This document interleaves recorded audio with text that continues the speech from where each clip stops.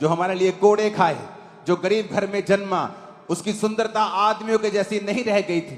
हमारे अपराधों के कारण वो घायल किया गया, अपने लहू को बहाया और जी उठने पर उसने ये साबित कर दिया कि वो मेरा अपनी मर्जी से किया हुआ काम था। अब मैं जी उठा हूं और अगर तुम विश्वास करोगे तो तुम उद्धार पाओगे। तुम बोझ के नीचे दबे हुए लोगों, मेरे पास आओ, मैं तुम्हें विश्राम दूंगा। तुम विश्राम पाओगे, तुम चंगाई पाओगे, तुम आजादी पाओगे, तुम उद्धार पाओगे, तुम कुचले हुए नहीं रहोगे। मैं तुम्हें ऊंचा करूंगा और आजाद करूंगा और ब्लेस करूंगा। हालेलुया। आज जब लोगों को बताया जाता है कि यह धर्म परिवर्तन का खबर नहीं है, यह धर्म परिवर्तन का प्रचार नहीं है, मेरे भाई मेरी बहन, यह खुशखबरी का प्रचार है। क्या खुशखबरी है? खुशखबरी यह है, क्या तू बीमार है? तेरी बीमारी के लिए प्रभु यीशु मसीह ने कोड़े खाए। तू पापी है, परमेश्वर ने तेरे लिए लहू को बहाया है। तू बंधा हुआ है, परमेश्वर तेरे लिए बांधा गया ताकि तुझे आजाद कर सके। तू गरीबी के बंधनों में, श्रापों में है, परमेश्वर ने तेरे सारे श्रापों को काठ पर लटक कर खत्म कर दिया है।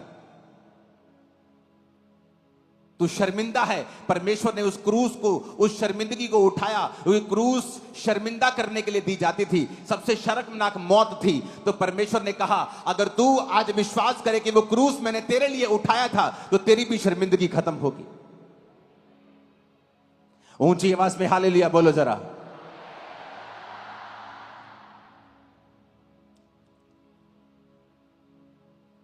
यह धर्म परिवर्तन का प्रचार नहीं, यह खुशखबरी का प्रचार है कि प्रभु यीशु मसीह ने सारा कुछ पूरा कर दिया है, कंप्लीट कर दिया है।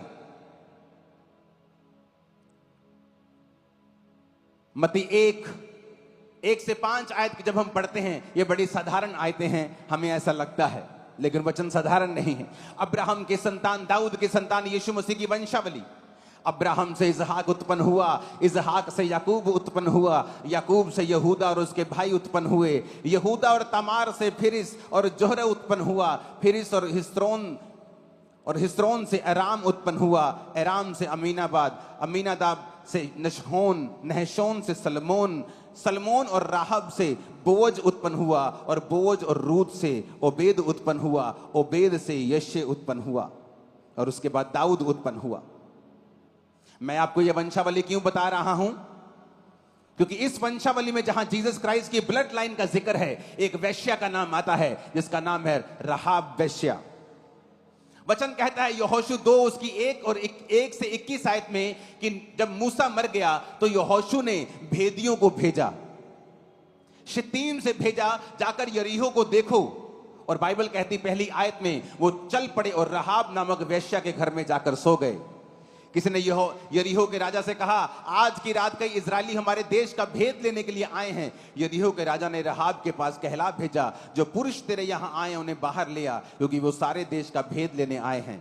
उस स्त्री ने दोनों पुरुषों को छिपा रखा और इस प्रकार कहा, मेरे पास पुरुष आए तो थे परंतु मैं नहीं जानती वे कहां के थे। और जब अंधेरा हुआ और फाटक बंद होने लगा तब वो निकल गए और मुझे नहीं पता वो कहां गए हैं।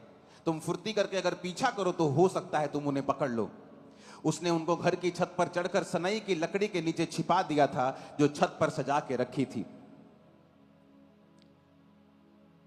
राहाब उन पुरुषों से कहने लगी 9 आयत में, मुझे निश्चय है कि यहोवा ने तुम लोगों को यह देश दिया है, तुम्हारा भय हम लोगों के मन में समाया है और इस देश के सब निवासी तुम्हारे कारण घबरा रहे हैं, क्योंकि हमने सुना है कि यहोवा ने तुम्हें मिस्र से निकलते समय तुम्हारे सामने लाल समुद्र का जल सुखा दिया और तुम लोगों ने सिहोन और ओग नामक यरदन पार रहने वाले अमोरियों के दोनों राजाओं का नाश कर दिया है। सुनते ही हमारा मन पिघल गया और तुम्हारे कारण हमारे जी में जी न रहा, क्योंकि तुम्हारा परमेश्वर यहोवा ऊपर के आकाश का और नीचे की पृथ्वी का भी परमेश्वर है। वचन कहता है जब वो इजरायली भेद लेने के लिए गए यरीहो में तो किसी ने बता दिया, अगर तुम्हारी इंटेलिजेंसी एजेंसियां हैं तो दूसरे देश की भी हैं, उसके भी भेदिए हो सकते थे। उन्होंने बता दिया कि आज भेदिए आए हैं और यहां पे हैं और इस वैश्या के पास वो पहुंचे हैं। राजा ने मैसेज किया वैश्या को कि तेरे पास जो पुरुष आए हैं उन्हें बता वो कहां हैं। वैश्या कहती वो आए तो थे लेकिन वो चले गए। और उन्हें उन छत की ऊपर लकड़ियों के नीचे उसे छुपा दिया। जब वो पुरुष चले गए तो वो भागी भागी गई और कहा कि मुझे मालूम है तुम्हारा परमेश्वर जिंदा परमेश्वर है। मैंने गवाहियां सुनी हैं, मैंने सुना है कि जब परमेश्वर तुम्हें लेके आ रहा था तो उसने लाल समुद्र को सुखा दिया। मैंने सुना है जो बड़े बड़े राज्य के राजा हैं उनको तुमने मार दिया, जबकि तुम उन्हें मार नहीं सकते क्योंकि वो अत्याधुनिक आधुनिक हथियारों के साथ उनकी सेना लैस है। तुमने उनको कैसे मार दिया? जैसे आज कोई छोटा सा देश बोले कि उसने अमेरिका को हरा दिया, बोले पॉसिबल नहीं हो सकता। उसने रशिया को हरा दिया, पॉसिबल नहीं हो सकता। ये देशों के पास परमाणु हथियार हैं, तुम्हारा देश को तोपे भी नहीं, तुम्हारे पास वो अच्छी गोलियां भी नहीं, तुम उन कैसे हरा दिया उनको? तो रहाब को मालूम था जो ये कर रहा है ये परमेश्वर है, इस प्रजा के संग परमेश्वर है, इन लोगों के संग परमेश्वर है। उसने समाचार का विश्वास किया, उसने गवाहियों पर विश्वास किया, जो खुदाबंद कर रहा था उसने स्वीकार किया। इसलिए प्रभु यीशु मसीह कहते हैं, जब लोग पूछते हैं हे पिता मैं उद्धार पाने के लिए क्या करूं, पास्टर जी मैं उद्धार पाने के लिए क्या करूं, तो प्रभु का वचन कहता है जो परमेश्वर ने किया है उस पर विश्वास कर।